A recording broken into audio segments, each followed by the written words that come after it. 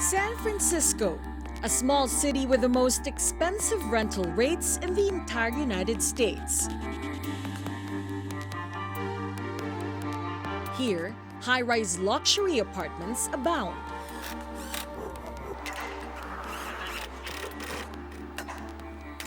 But beneath the city's opulent landscape lies a community that sticks out like a sore thumb, a box city of sorts. Along San Francisco's 7th Street, beside the train tracks, you will find this homeless encampment where there are dozens of makeshift shelters made of cardboard and plywood. Its dwellers, mostly Filipino.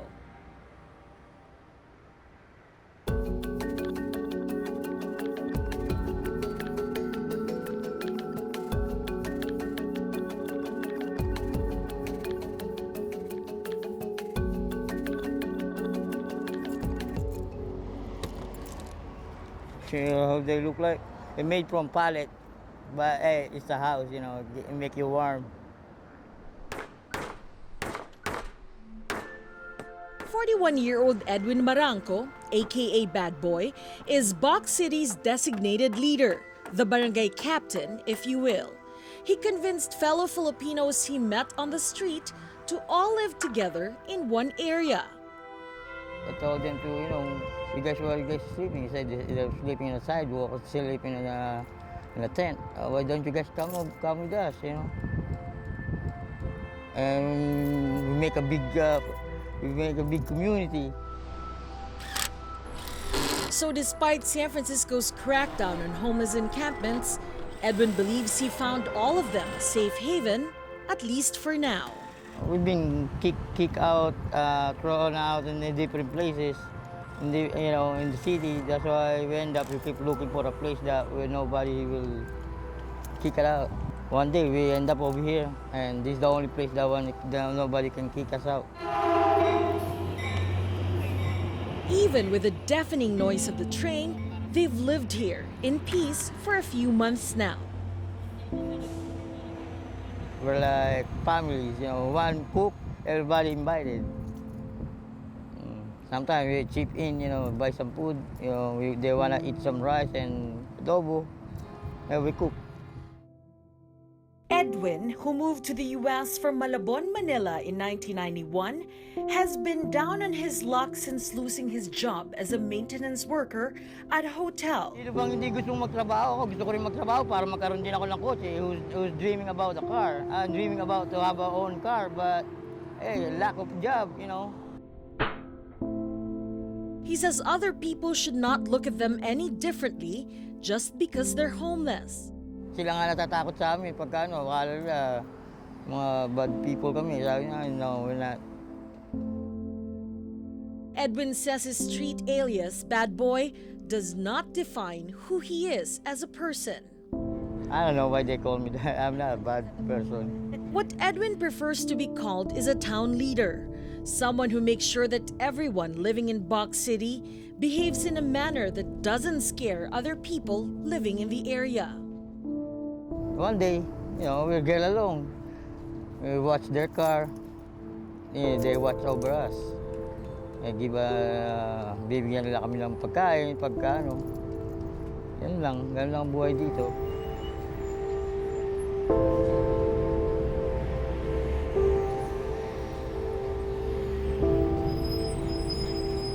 San Francisco only has 1,200 emergency shelter beds for a homeless population of 6,700.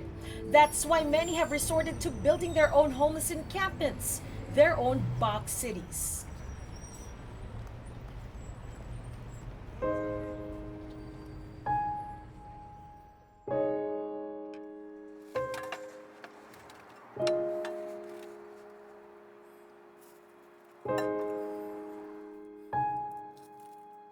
Box City's designated cook is 27-year-old Alireen who migrated to the U.S. in 2013 from Pampanga, Philippines. The homeless encampment's Filipino dwellers pitch in what little money they have so Yen can cook up a feast. She's the community's mother figure, so to speak. But she hasn't been much of a mother to her own 4 children. Her oldest daughters, aged 10 and 11, are with her parents in the Philippines. Her 2 other younger children, an almost 2-year-old son and a 3-month-old daughter, are both in foster care. Yen carried her youngest child in her womb while living in this box home with her live-in partner, Ruben Calalo. But like the rest of her kids, she had to give the baby up because she's homeless. Hindi mo masasabi kung anong mangyayari sa buhay mo the next day. Hindi namin pinili ito. Di ba? Mamarapatin lang namin, wala kami dito sa lugar na to, Diyos ko. Yung maging homeless ka. Yen remembers what it was like growing up comfortably in the Philippines. Nung nasa Pilipinas ako, never akong nagtrabaho, naglaba, nagluto, kain tulog lang ako. That's why my parents and my grandparents, they are so scared. Nung paalis na ako, thinking of me, what am I gonna do pag nandito na ako? But she moved to the US for love, for an ex-husband, the father of her older children, who she says cheated on her and beat her up. Malaking decision ba yun for you to leave your husband? Knowing na ikaw lang mag-isa dito, wala kang pamilya? Actually, I know na mangyayari na. Kasi, noong papatay na eh. Wala na yung relationship. Kumbaga patay na. We cannot save it anymore. If you could keep an eye on my box, is that okay? Hi. She found love again, this time with Ruben. But life with Ruben isn't so easy either. Ruben's income at a car dealership cannot sustain both their needs. They can't afford a studio apartment in the city, which could cost at least $2,000. They also find it hard to rent a room for 2. Namatay si generator. Wala nang gas. Ang hirap, may pera na, pero yung bahay, ayaw sa'yo. Dahil couple kayo. We always get that. They always turn us down. Yen says there was nowhere else to go but the streets. Naglalakad lang kami, magdamag. Yes, both of us were scared to sleep at the street.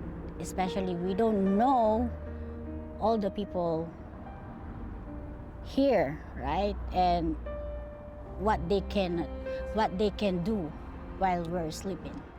In their sleepless moments on the street, they met Edwin, aka Bad Boy, who also introduced them to other homeless Pinoys. They found more than just friends. They found their new family. Doon lang kami nakatulog na sa gabi, nakampante na dahil nang may kakilala na kami. Tapos hindi na kami humuwalay sa kanila. What about turning to their family, their own flesh and blood, for help? Nasa Amerika tayo. Wala tayo sa Pilipinas. Kahit na may masabi kang may kamag-anak ka, wala rin. Dahil instead of tulungan ka, tatalikuran ka pa nga ng iba eh. Right? I hate to say that, but that's true. For Yen, there is a certain sense of pride that she can somehow survive her life of desperation without the help of her family. For Yen, there is a certain sense of accomplishment in having her own home, even if it's just a small box. So, this may just be a box, but Yen found a way to make this space as homey as possible. So in this box, you can see they have storage here for their things, for their clothes. There's a storage here for their food. And what's amazing is that they managed to have their own bedroom.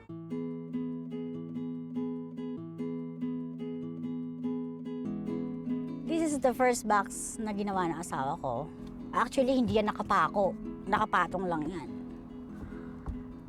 Pero matatag siya, unlike nung box ko sa kabila. Lahat ng gamit namin nandoon. Eh wala naman tong butas pag Wala. umuulan. No. Kahit ako, kung paalisin kami, just myself, I can push it. bahay talaga to para sa akin. Mahal na mahal ko tong box na to. No? Kasi dito, nagagawa ko yung gusto ko. May privacy I ka pa have rin. my privacy. Yeah. Diba? Unlike nung sa daan ka lang, wala. Gusto mo matulog, di ka makatulog. Eh dito, kahit anong gawin ko pa dito, pakalam nila. Bahay ko to eh.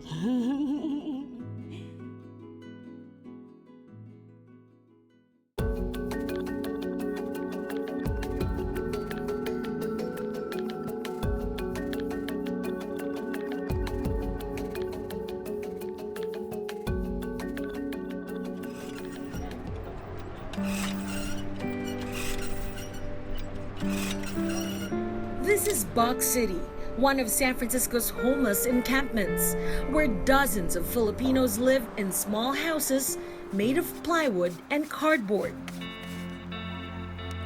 One of its dwellers is 42-year-old Marcela Flores. Today, like any other day, she washes clothes and cleans up after her boyfriend, who does not want to be identified because he's scared his affluent family in the Philippines will find out about his homeless situation. Marcela rants a lot about her boyfriend's run-ins with the law, which she says is the reason why they're always turned down by landlords. Naging homeless sila kasi ano sila eh, violent sila eh. Violent sila kaya napapalaya sila sa mga bahay nila eh. Yung mga pumapatay, yung mga kaso gano'n. Katulad ng kinakasama ko ngayon.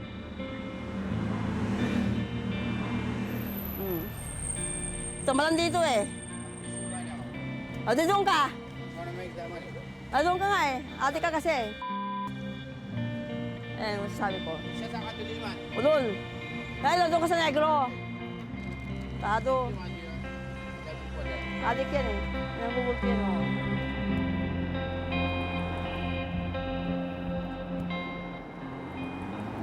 Pwede ba tayo pumunta sa bahay mo? Oo. Marcela, ikaw binubugbog ka niya. Bakit nagsistay ka pa rin sa kanya? Hindi naman bugbog na yung talagang bugbog. Ano ka ba? Hindi, dati sinampan na ako minsan yan. Napagkalakas na kasi. Marcela, who migrated to the U.S. from Pangasinan in 1987, claims she doesn't have to be homeless. She chose to be one because her boyfriend is one. And wherever he goes, she goes. Ang dumi-dumi? Saan kayo dadaan dito? She's okay with being apart from her own 5 children, though. After all, she says they're in good hands. Ang taong to. Nasaan yung mga anak mo? Nasa tatay nila. Dalawang asawa ko. Naging asawa ko. Nag-divorce ko silang dalawa. So yung custody na sa mga asawa mo? Yun ba dati? Hindi, nasa mga lolo-lolo nila. So ang dream mo Pero ba? mabait. Pero mabait yung mga dalawang asawa ko. Sa bakit? May mga trabaho sila eh. Ito wala eh. Hindi naman, hindi siya kasi maggawa ng kama. And besides, she says she can't possibly leave her newfound family at Box City. Yung mga to, kailangan nila ako dito. Kasi may mangyari sa kanila. Yun lang. So sa tingin mo mga pamilya mo na ngayon itong mga Pamilya. Pilipino? Parang pamilya yan. Parang pamilya. Hindi ko sila maiwanan eh.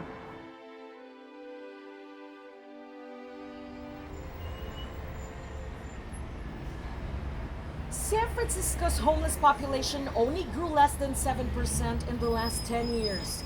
Homeless encampments are nothing new, but for many of its Filipino dwellers, being homeless is something they never thought they'd ever be.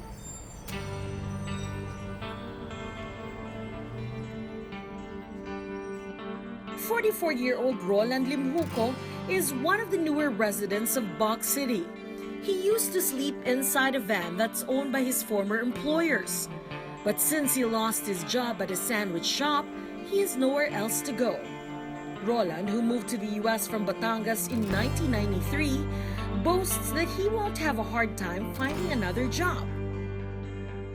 Wala akong pinipiling trabaho. Kahit anong klaseng trabaho pinapasokan ko. Massage therapist, dental assistant, working the oral surgeon, orthodontics. Nagtrabaho ko ng warehouse, master cable. Nagtrabaho ko ng Burger King, Jack in the Box. Lahat yan, ship leader. So why is he homeless? Sa totoo lamang, natuto ako sa bagay na hindi dapat eh. I mean, pero hindi ko naman, sinisisi ko ang sarili ko, hindi ko sinisisi ibang tao.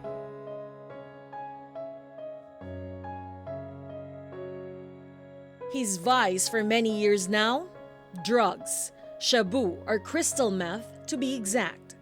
So whatever he earns from work goes to that vice, not to housing. Still, he's fine with that. Para sa akin, may trabaho ako, sinusunod ko ang luho ko sa magandang paraan. Hindi ako humihingi ng pera, hindi ako humihingi ng limo sa tao. And besides, Roland says whatever he earns is not enough to get an apartment anyway. Ang akala ng mga Pilipino sa atin, na kapag dumating ka dito sa Amerika, napakadali. Ako, sa totoo lamang, napakahirap ng buhay dito. Kumikita ka nga ng dollar, pero ito ba'y sapat sa pangangailangan mo dito? Eh, dito na nga lang sa downtown the cheapest one that you can get from the room is like 800 to 1,000. And then, magkano lang kikitain mo sa ano mo? I mean, I know that San Francisco giving like $15 an hour, that's a minimum wage. But it's not enough. He insists his crystal meth addiction is manageable and it's something he can eventually beat. Hindi porke natuto ko sa ganito, ilulubog ko ng sarili ko. No, lalaban ako, tatayo ko sa sarili kong paa.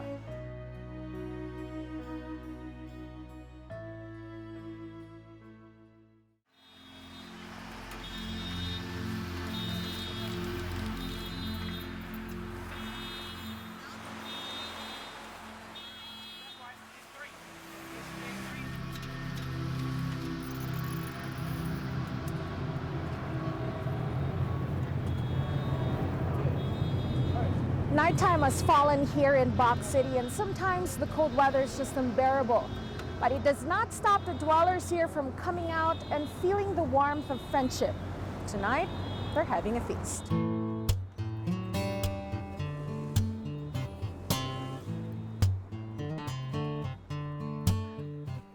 These homeless Filipinos say there are nights when they would sleep on empty stomachs, dreaming of a typical delicious Filipino meal like chicken adobo and pork lumpia, served on a hot bed of rice. Oh, let's go, man. Kain na. Hey, let's go eat, man. On rare nights when they would actually have the means to feed everyone, it's a fiesta at Box City. They eat, they laugh, they have a good time. They almost forget their dire situation. They almost forget the city could soon force them out of Box City amid the city officials' crackdown on homeless encampments. They almost forget, but for now, they remember the good times. When you see Box City in its entirety, you almost forget it's a homeless encampment.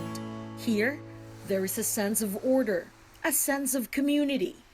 Each one of them has a roof over their heads. And through the kindness of strangers, they were also provided with a portable toilet and shower stall. They have all the basic things they need for now at least. But for Juvie Bulacan, a case manager at the South of Market Community Action Network, what would really turn their lives around is getting long-term assistance from the government. Most of them do not have jobs. So pwede silang mag-avail ng food stamps, ng cash assistance with the government. Actually, there's a lot of help. Kung gusto lang nila. Kasi sinasabi nga natin, kung gusto mo, maraming paraan. Kung ayaw mo, marami kang dahilan. But Juvie admits when it comes to asking for long-term help, like affordable housing, it takes a lot of patience. Dito sa San Francisco, ang hirap. But then, kung right connection, makakakuha pa rin.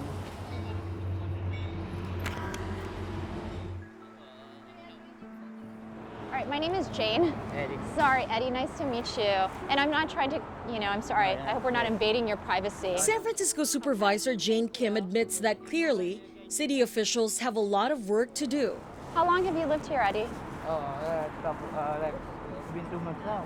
It's just very hard to see how every community is being impacted and hit hard by the affordability crisis that we have here. We didn't know that you guys were all here, and the Filipino community was surprised too, and they want to make sure that we're supporting you. and providing what we can. Supervisor Kim says the city is trying to purchase more properties that can be turned into affordable housing units. We don't have enough affordable housing, but we are fighting to make sure that every unit that we fight for here in the South Market does go to our residents. And we want to make sure that the Filipino community is aware of all the resources that are available. Supervisor Kim is working closely with Juvie in reaching out to Box City dwellers.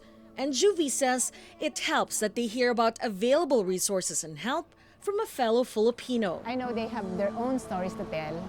They have their own issues in their lives. Kaya mas parang confident sila na mag-share about their story, about their problems sa kapwa Pilipino. As they continue to try to get long-term help for Box City residents, Supervisor Kim assures them that for now, they will not be forced to go back to living in the streets, even amid San Francisco's crackdown on homeless encampments. We're working very closely with the city because we know that stability is really important, and we want to make sure that people can keep getting to their jobs here in San Francisco. So we're not displacing them yet, but we are working actively to find them housing.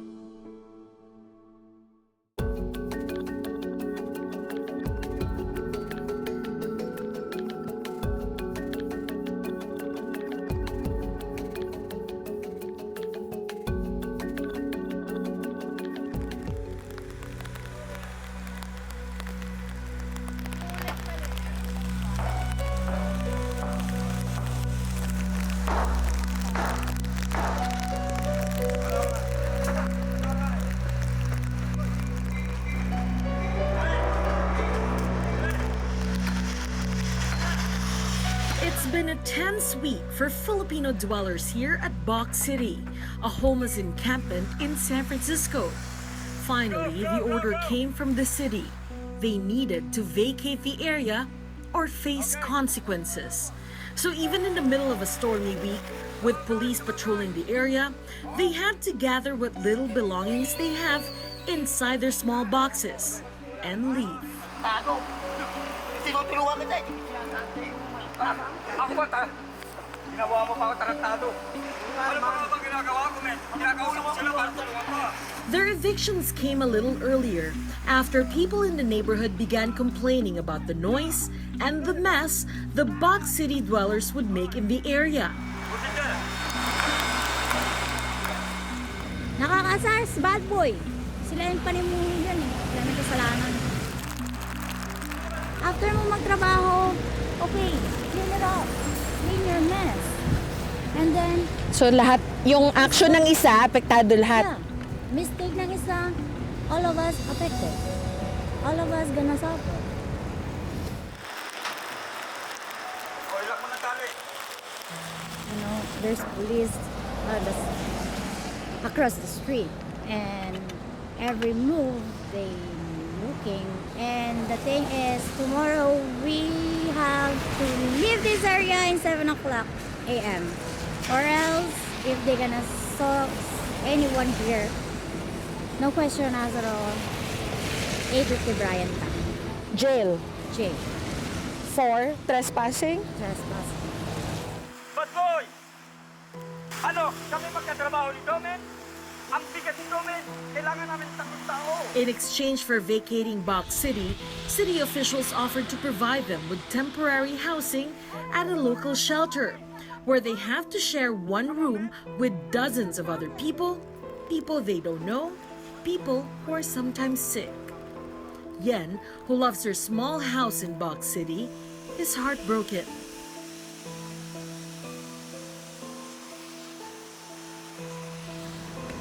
I cannot see my box in 30 days. And we're thinking maybe this is a setup. After 30 days, wala ka ng box. After 30 days, sana kayo. Yun nga eh. They can't even answer that. After 30 days, Yen and the Filipino dwellers at Box City say they're not sure where they can go. At this point, city officials cannot assure them of long-term affordable housing. Feeling mo babalik din sa streets ang mga tao? For sure, because sampa. Wala. no choice. They still gonna end up in the street, no matter what.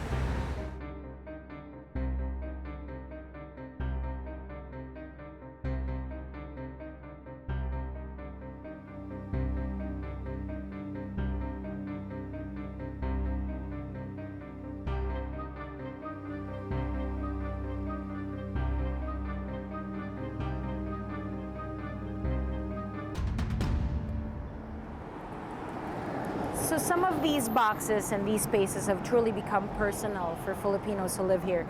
They've posted some messages for people who pass through. They want them to know that they too have rights, you know, even if they're homeless. So some messages that we see are hated us, though you don't know us. Don't want us around when we are nowhere near you. And I think this really strikes a chord. In case you forgot, my friend, we are humans like you. The only difference is we know how to love. Well, here in this encampment, certainly there's a sense of community, there's a sense of love.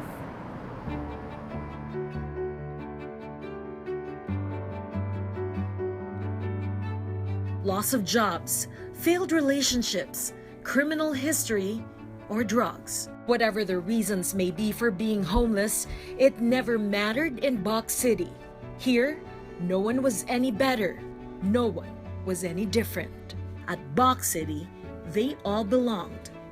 Wherever life leads them, whatever road they take, they say they will always bring the lessons they learned at Box City to stay strong, to keep going. Kapit lang. Tiwala lang. Mabait naman ang God. Yun. Sa tingin niyo po ba meron pa kong American dream? Yeah, American dream is nandun yung American dream, kaya lang it's on you to hold on it, you know. By you let go, you're never gonna get that dream. Box City. It was made of cardboards and plywood, broken dreams and heartaches. But for its dwellers, it was so much more. It stood for renewed faith in people, for second shot at life, and for hope that better days are up ahead.